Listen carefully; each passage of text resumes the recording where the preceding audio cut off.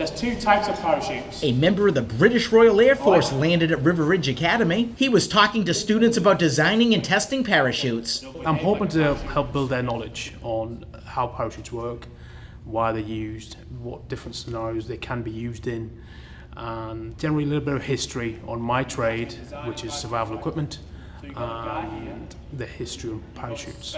The fourth graders just finished working on a parachute project where they had to design and test their own creations. So they compared canopy size, canopy material, suspension lengths, and then in the end, so after a few times building their own, comparing how slowly they fell, they got to design their own to see how effective they would be. We cut out a circle, and then we added 4 strings on each side, and then we take it up, let it fall so it catches the air on the inside, and then it falls slower. And we had a load that we had to get to the ground slowly as possible.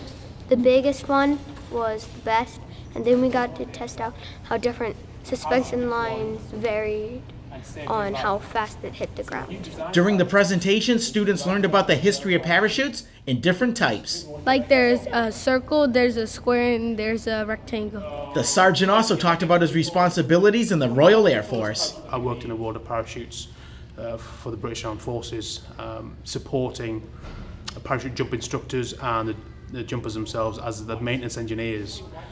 We used to make sure everything was in order, our parachutes worked well, everything was checked and double checked and triple checked. So it was our job, my job, to lead teams on base in the UK to make sure all our engineering practices were at the highest possible standard and safety was paramount. The sergeant has been deployed in the area for about a year, working with Marines in Beaufort. At River Ridge Academy, Ron Lopes, Beaufort County School District. So if they all skydive at the same time, approximately they'll all fall at the same time, that's the idea.